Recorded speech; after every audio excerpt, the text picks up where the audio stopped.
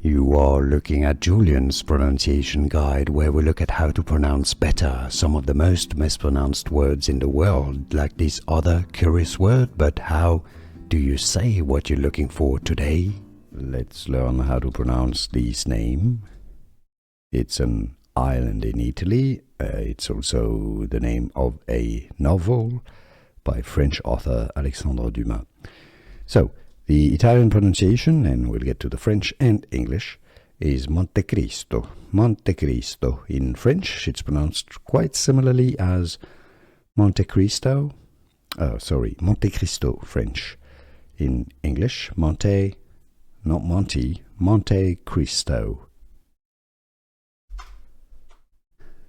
Here are more videos on how to pronounce more confusing words and names too many mispronounced. Like this video if you found it useful. I appreciate your support. I'll see you soon and thanks for watching.